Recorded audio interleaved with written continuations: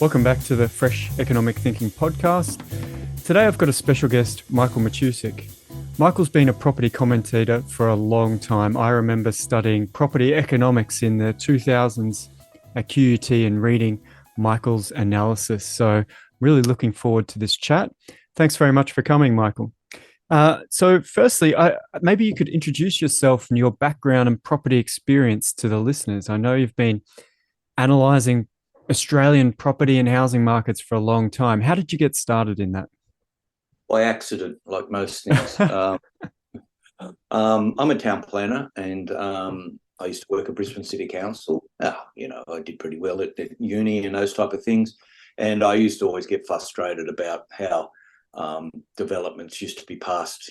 From back then, Forest Lake took, I think, 5 months to approve, and I was aghast, saying, wow, that's a long time. And, interest rates were up to 17, 18%, and development finance was 21%. And, I was trying to argue to the team I was working with as a junior in council that, all this is doing is being passed on to the end buyer. Can't we at least, approve something and get them going and so on?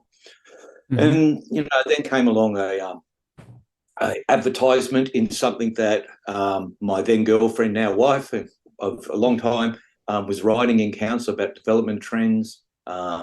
Sally Ann Atkinson was the mayor. She was quite keen for this to go out to the public. And PRD wanted to put an ad in for a property researcher. I applied, and I haven't left since. So PRD's now Collier's and it's been sold on to somebody else and so on. And about 25, 26 years ago, I set up my own thing for a range of reasons. I largely give project advice, whilst I have a missive and like yourself, a Substack blog and so on. Excuse me. Most of the time I work on new projects, trying to make them work. And let me tell you right now, it's pretty hard. So that's me in a nutshell. I give a few presentations and that around. You and I have had a few chats, so here we are. Exactly.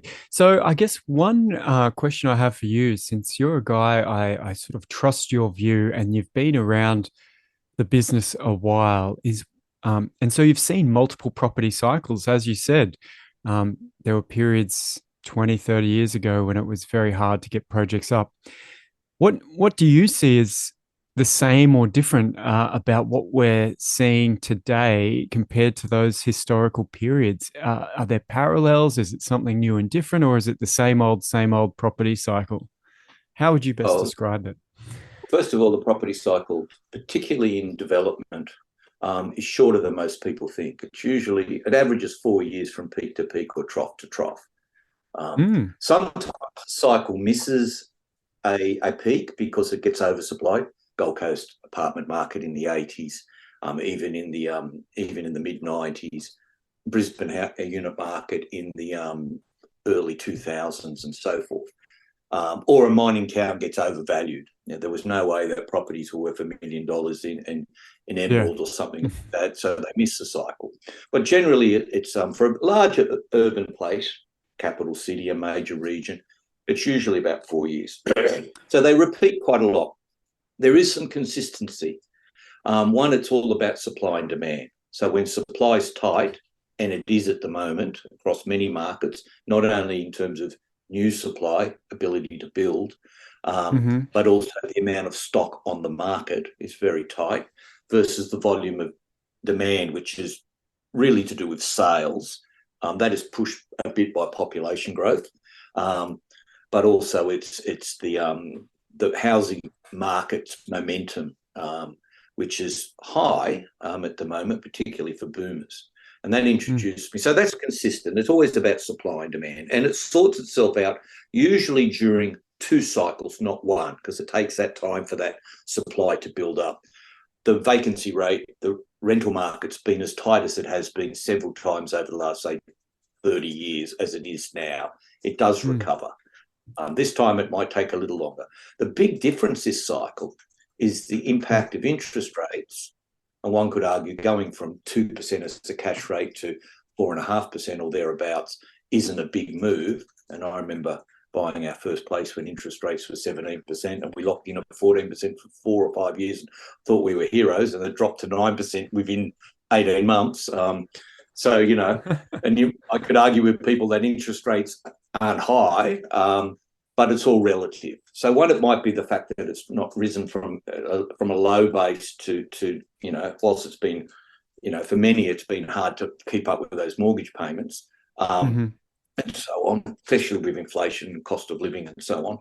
But it's also the fact that somewhere between 35 and 50%, depending on which market you're looking at, those people who are buying don't need to borrow money. So they're, we'll call those baby boomers. Yep. And because of their size and their momentum, they are buying either more investment properties or buying their future shelter. They may be buying them, and if there is future shelter, it's what I call a quasi-investor. They buy something on the Gold Coast, Sunshine Coast, those type of areas, and they lock them up because one day they might retire there. They use them part-time. So that's not really helping housing supply, but it's pushing the market, particularly if you live on the North Shore of Sydney and you go to the Gold Coast and you buy something at $5 million for a half a floor on the south, one of the southern beaches of the Gold Coast. You don't think that's a lot of money, where the locals are agog at the price they get. And so their detached house, which is four streets back, they, instead of asking $2 million, they'll now ask for $3 million, and their agent will get it for them. So that's kind of what's happening. And that's a little different to what normally happens. Normally interest rate rises of several percent would slow the market, would see price growth stop. Prices don't really fall that much long term. They might on a real basis, but even then it's not much. That might change if the world changes, as could happen, but it's really the momentum in the market is stronger than you would normally expect with those interest rate rises. Yeah, I've been surprised myself. Although I did look historically, there's a great book called The Land Boomers by Michael Cannon that looks at the 1880s Victorian land boom. And one of the interesting points in that is there's this second phase of the cycle where interest rates rise. People think prices are going to fall over, but then there's another price rise. Some other types of buyers come out of the woodwork. And as you say, these cashed up boomers who, you know, aren't sensitive to interest rates sort of start taking over and carrying on that momentum. So it's quite interesting that you can find parallels at many points in time. Yeah. Keep on going. I was going to say, you could argue that after this cycle or two, that baby boomer influence will drop away a lot. And then what will replace them is people who are, you know, the squeeze generation, who are ironically looking after their baby boomers and then still have their kids at home. And whilst there will be some inheritance, you know, they may struggle to push that market like that. So, you know, this could be not the last shingding, but the forward momentum after a couple of cycles might be not like this. Do you think you suspect there's a slower demographic change that's coming, let's say in the next decade, where boomers are downgrading, dying off, splitting up inheritances for their children? That's going to take a lot of heat out of the market in general. Would you say that's a fair assessment? Yeah, well, generally what happens with demographics and wider than in the housing market, when you get into your 60s, you don't consume as much. You might go on holidays, you might go on cruise. Yes, you might downsize, but downsizing usually means you want 20 to 30% plus jingle in your pocket when you sell, because it facilitates that. Yeah. Now it's where you also place your money, as share market's been doing pretty well in the last year or two, if you believe the talking heads, and so on. But cash, you know, cash is better than it was, but still you're not keeping up with inflation. So I think what the key thing is that the demographics in Australia are that, you know, we only have 27 million of us. We have an aging population. Migration to Australia is relatively young. And, you know, we've got a messy situation at the moment with politics and riots and reactions to overseas and so forth. sort that out, then I think Australia needs to have a consistent and high level of migration. Not the current lot we saw last year, because that was catch up, but a plan, particularly targeting younger people for the longer term. So Yeah, I do think, interesting. yeah, I think and that seems to be a key thing across the world. If you've got it's not all about the economy, but if you're going to drive economic growth, it's debt, which isn't great. It's productivity, which we're lacking at, and given some changes to labour regulations and rise of unionism and so forth, that's hard to do. AI might help a bit, but that's going to be disruptive. Or you've got to grow a market, and you can grow a market by exporting, but it doesn't necessarily lead to more jobs and more prosperity at home. That can only be when you have more people. So we're kind of Interesting. stuck Yeah. in this place. I mean, It sounds like the whole world is in this position, though, right? Like, so our relative position may improve as other countries face bigger demographic headwinds. Do you think? it depends on who we can export Mm. to, and the the freedom of which that's to happen, and the changes that may happen in the US, and what comes with the cost of using other people's cover, talking about the US, and whether or not a change to the Republicans may see that you have to pay for that. We don't want to sell you submarines, and we don't want you to export as much to China. That might happen, and so Yeah. it's a. But the demographics, yeah, that's a worldwide trend, and many places are seeing our fertility rate, I think, is 1.5 or something like that. It needs to be 2.1, and it's declining. So, Yeah, look, I'm pretty sanguine about fertility. A lot of places, for example, in Eastern Europe, that had seen fertility declines, had seen a bit of a recovery. So it's hard to know how much of the change is permanent and how much is sort of an adjustment period in my yeah, mind. But let's pick up on a couple of housing um, points. So we've been through the cycles. We've talked about the commonalities between different cycles. Um, One theme that seems to me to be persistent is that every cycle gets called an affordability crisis or a housing crisis.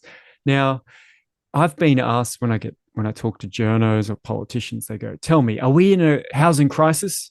Confirm to me that we're in a housing crisis." And I keep saying, well, I mean, have we been in a housing crisis for 200 years? Because we've had the same cycles consistently. Would you say, Michael, we're in a crisis or just a bit of the cycle that's a normal sort of part of the market? Or do you think there's something bigger going on in housing or more concerning in terms of broader access to housing? okay. First comment is that it's not a crisis. This has happened before. Okay. It's very hard for a young person, particularly who is a key worker, and if they live by themselves, or if they work in health, education, a service that isn't doctor, solicitor, lawyer type service, Mm-hmm. it's hard for them to get into the first run of the market, so they rent. And if they buy anything, it might be with the help of parents and so forth. That's not strange. That's what traditionally family structures were done. You mentioned Europe before. That's how a lot of things happen there. You didn't go to the bank, or you did, but only for X amount. Yep. So there is a repeat, and so I don't think it's a crisis. I think we're building the wrong stock, which we might lead to another point soon. Mm. There's also an expectation by buyers, particularly first home buyers, that they're going to buy like our house now, which is our Mm. last house. Now this is a small farm house in southern Tasmania. Our house before was acreage, and it was a big house and everything else. A lot of people think that that's going to be their first place. Where we started out in a townhouse, shared bathroom, 2 bedroom, 2 kids in there. We went sideways, and then we upgraded a few times, and we spend all our weekends working on the house and well, nearly every weekend and so forth. We're still married, which is saying something. All I can say is don't tile together. um, but Yeah. but the expectations are that it's going to be that, and they see the block and there's advertising that shows, we bought our first house and it pans out and it's better than most people have on their, their third upgrade or something like that. So there Yeah. is that element of we want X. And there is some talking heads out there that complain about the lot sizes in Australia and it's not fair and it's shrinking and it's less than their parents had or their grandparents and so forth. Well, so be it. Mm. Also, I do think that where we make it hard is that we can't build what most of the market would want. Now, most of the market doesn't do this all the time. They've got their own life to lead and their own businesses to run and their own problems. But when I do a presentation, particularly to mums and dads, and I draw a little picture on a blackboard or a whiteboard and say, if you could buy a house and you could cut it in half, and you could have bought that back when you started, and you could rent one and a half out, and you could live in the other. You have your first child, you still stay in there. You have two children, there's a split door between them, like there is in a hotel room. Mm. You occupy it all. Then your kids leave sometime long, and then you actually go into the smaller part, and you rent the other part out, and then you've got storage, so you can go travelling and travel around Australia, whatever. So basically it's co-living or something like that. And 90% of the room will put up their hand and say, where could I buy one of those? Now, there will be a premium at 20% to buy that, but there's a rental return. It's a house for life. We're not allowing backyard homes, which gets into NIMBYism and so forth. Now, some states are. Western Yeah. Australia, South Australia have recently changed their regulations, so it's a building approval, not a planning approval. And my understanding is that in South Australia alone, 9,000 have been approved or have got building approval in the first year. That's a lot of supply now. They're not saying they're all built. And they don't have to be construction that we used to. That doesn't have to be built on site. It can be built in a shed. It can be brought. It can be on wheels. That's Yeah. housing people. So, I mean, a lot of those what's stopping those options? So, for example, back in the early 2000s, I had a house in Ipswich Council, and dual occupancy with two houses on one block has always been allowed in Ipswich. And since that time, Brisbane City Council's loosened up granny flat rules quite substantially. Um, and, I do know people doing new builds that are specifically designed for co-living, like with one detached dwelling that's kind of can be reorganized to be rented to five different professionals who sort of have their own private space. So there seems to be that happening. Do you think there's something prohibiting or in the way of more of that happening in the market? Yeah, there's a couple of things. First of all, is from the base. Many builders don't want to do that because they have to retool their tradies. So there is that mindset of we build X houses, 4 bedroom, da da da. Here's the design. You built 27 before. Build another 5 this year, please. So there's that type of momentum. Although that's changing, there is some planning issues with it. There is a application fee. There is if it's a development approval, there is the invitation to invite the neighbour to comment, which often leads to it not happening or falling out with neighbours and so forth. And all it can be is a noise-related issue if something happens, so that's a police matter. But my experience is when those have been built, they're not the problems. I think there's some stipulation that it should be long-term lease and not Airbnb. So there is that element of concern that, the state of origin's on and the football Yeah. fans are in there and that happens, and I can't stand, I can't sleep. And, then the weekend there's, X on and there's two couples in there and, they're up till 2 o'clock out the back. And so if it's a long-term lease, that generally doesn't happen. Yeah. And then there is things like taxes and charges. And the infrastructure charge is something that stops cheaper builds. Because if you were to provide a house at $200,000, you don't want to pay 20 or 30. You don't want to pay 10, 15% of that in an infrastructure charge. If the infrastructure charges were changed to a percentage of end price, say 5%, a lot Mm. more developers that I've spoken to, not only in terms of doing something in a backyard or a co-living, but building a smaller lot, they would do that, except that it's not profitable for them, or as profitable then to build, say, a 800 square metre lot versus 400 square metres in Lockyer Valley or Toowoomba or that type of area.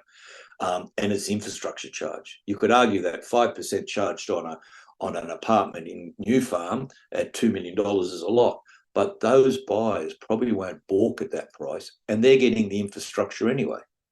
So if it's going to be a true infrastructure charge, then we need to think that through, because it's stopping a lot of affordable supply.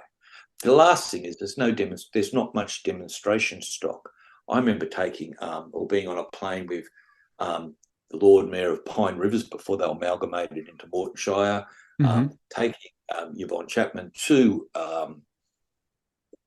South Australia, I think Western Australia as well, to show her Delphin, Lend-Lease, developments in West Lakes and things like that, to show her what a small lot was, because she was adamant that nothing in Pine Rivers was going to be under 800 square metres, because they're just farms. On the way back, she was asking us how small lots could go.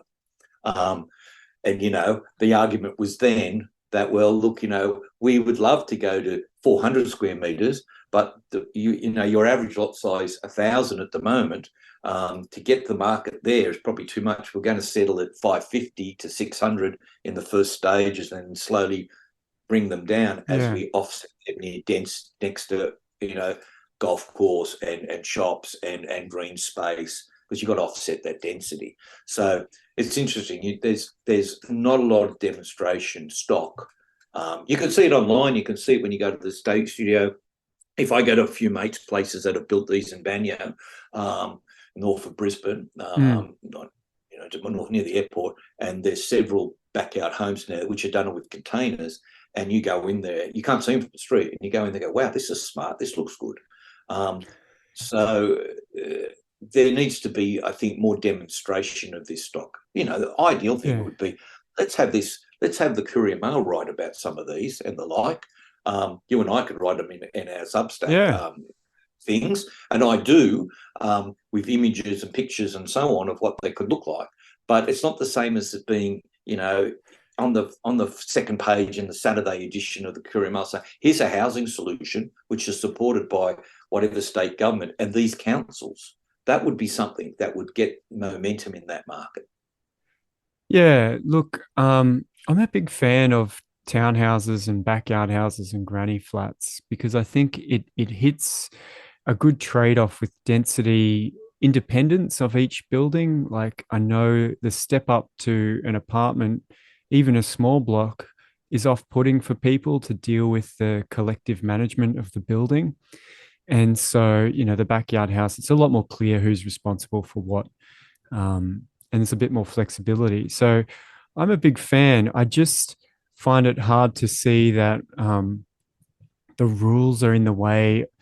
Like we can definitely make these unfeasible in certain locations with rules and taxes, but there's still tens of thousands, perhaps hundreds of thousands of properties where it's feasible to do, but it's not being done.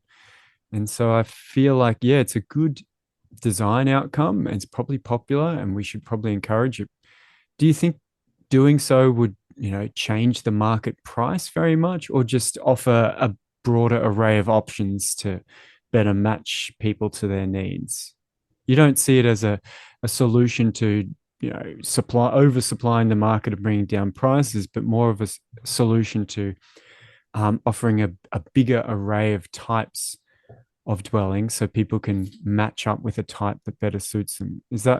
Would that be right? I Or do think you think it I would? think I think first of all, it could be both. One, it can be both, and probably will be. But the first driver here is to get key workers and the like, and even relatives or older siblings or something, into staying in the area where they work.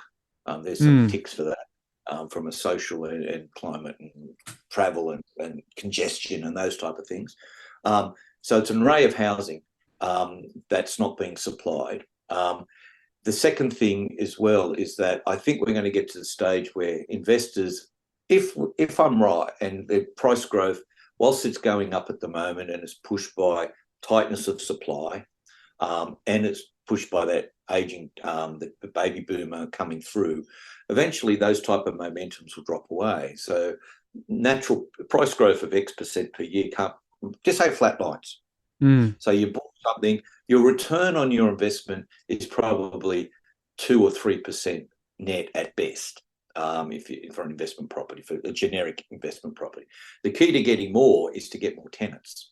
And the key to getting more tenants and keeping those tenants is to have the housing solution that suits them. So they don't share bathrooms, they have their own ensuite, they have their own, ideally, entrance. They can lock their bedrooms. Their bedrooms big enough so they actually, they don't have to leave during, when they get home, they can actually stay in it.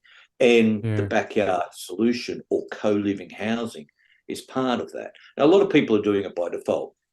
They're built in their garage. It's a double lifted house, it's a 2-story older Queensland. They built underneath, and then somebody's living under there, under the radar, renting it and so forth.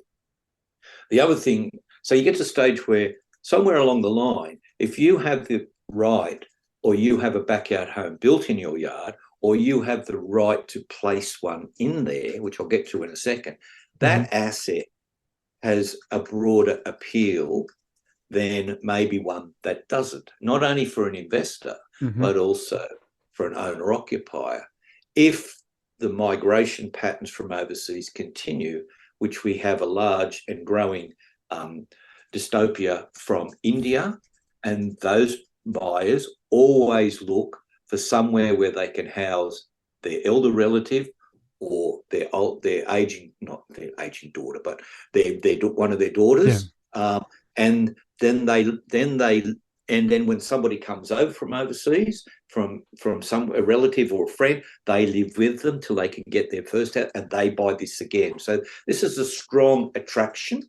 I also think with cost of living, it's not going to change anytime soon. By the way, the Reserve Bank's not going to, it's very hard to get inflation down under 3% with the way the world's going with trading blocks and tariffs. And so we're in for maybe a higher interest rate than maybe it's where it is average for the next 10 years or so.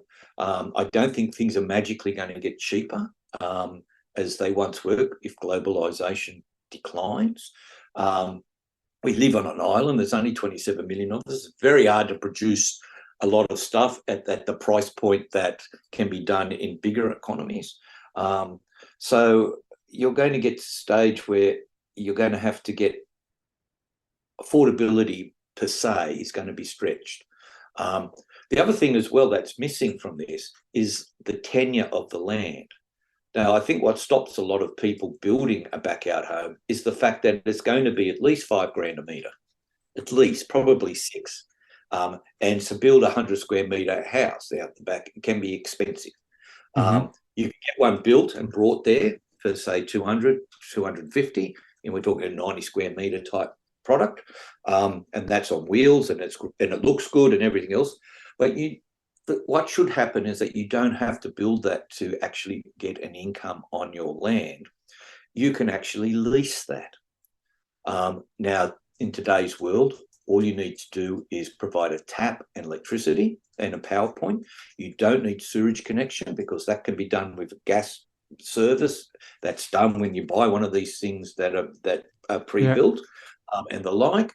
And as long as it's for long-term tenure, say 6 to 12 months minimum, then somebody can bring their backyard home to you because they're a chef and they're working in Paddington and they're actually going to live in Ashgrove somewhere, and you've got a big enough block and it's got a building approval or a building envelope to place one of these in there.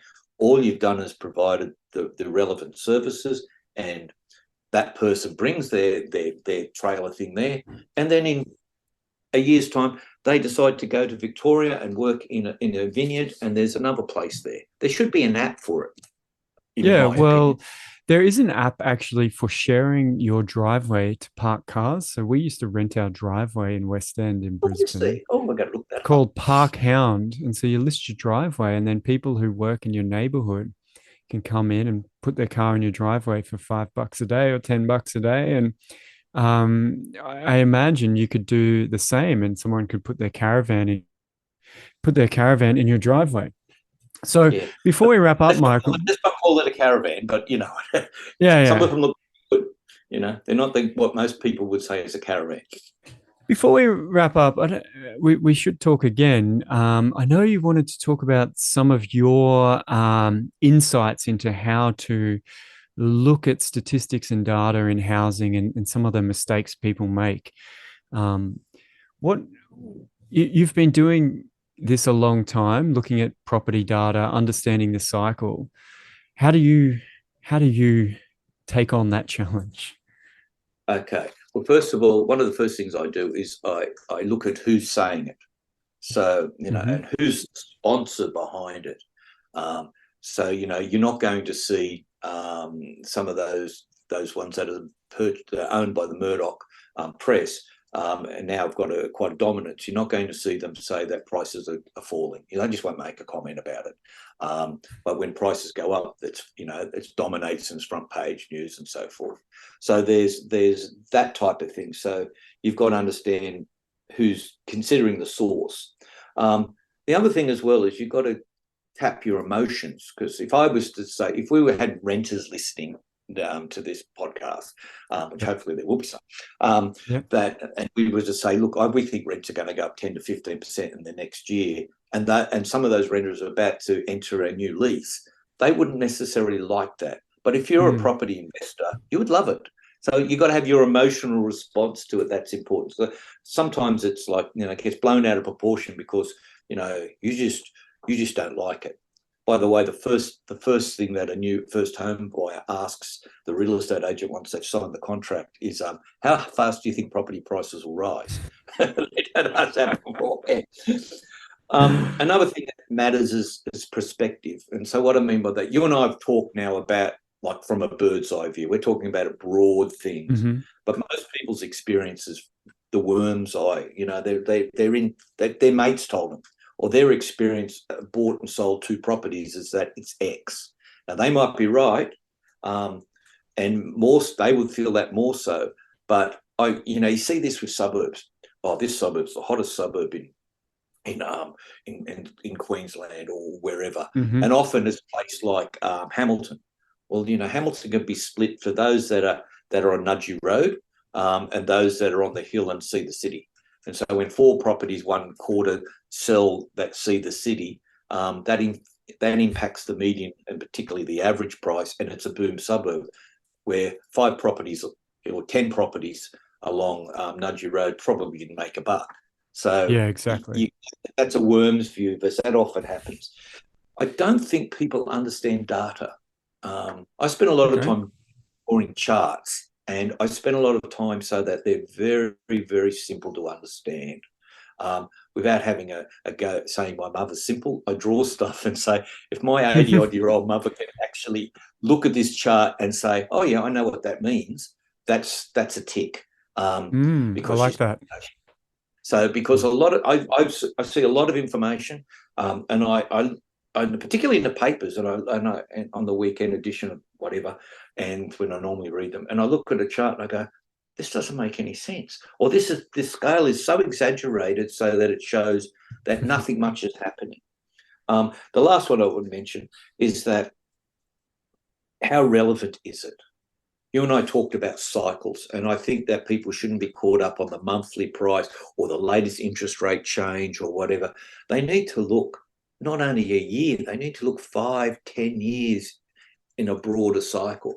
So the Yeah. best way to describe that is, well, what would be on the front page of the paper that's relevant to your investment, the decisions you're making about buying or developing a property, in say 10 years. So what's a decade's news on the front page, not today's news? Because half the time, what you're sweating about and worrying about and won't even make the paper, let alone the front page. Yeah. So you've got to look at the broader things, like how big is the market? How many sales take place in that category if you're developing something? Who are the buyers? What will they pay a premium for? What is your competition?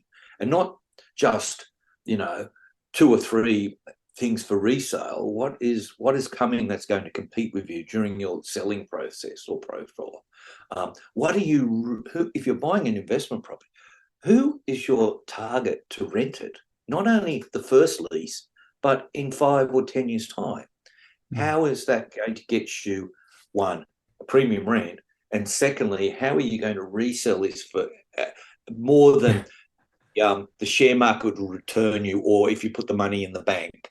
I know you've borrowed money, you've leveraged and geared and so forth, but you've got to look at it that way. And a lot of people don't. They go, "Who's the tenant?" I go, "Oh, the real estate agent's organised for somebody." No, that's got to think through who's going to lease it. And why would they pay? Why would they want to stay? And why would they pay a premium for? So things like that. A lot of people, they're things that I see that when people ask me questions when I run a class type thing, or they respond to a missive that I've written in that Substack format these days, they're misinterpreting what is being said, or they don't understand what's being said, or they're saying, "No, Michael, you're wrong because my experience is that this." And I go, "Well, your experience is, thank you for sharing it, but it's only this big. I'm looking at the whole market." Yeah, look, I think you've hit on a lot of the same things that I deal with every day. People go, "Yeah, but look, in my suburb, this happened," or, this worm's eye versus bird's eye, I think is great. And also the data, you're right about the mainstream media has, an incentive to not tell a clean, coherent story with context. They have an incentive to tell the most extreme version without context for clicks. And I see that all the time as well.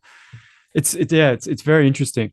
So I think it's one of the reasons why I don't talk to the press anymore, because wow.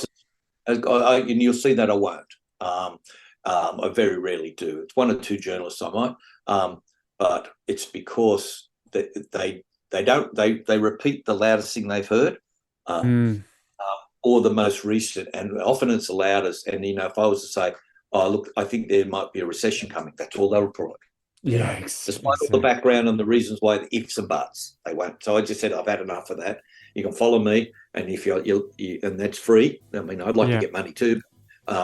It's some of it's free, and the best stuff's not, but such is life. Yeah. So where should people find you, Michael? They just go to Substack and just put my name in, Matusik, and then that'll lead you to them. All right, everyone, go check out Michael's Substack, and thanks very much for coming. We'll have to do this again. No problems. See you then. Bye-bye.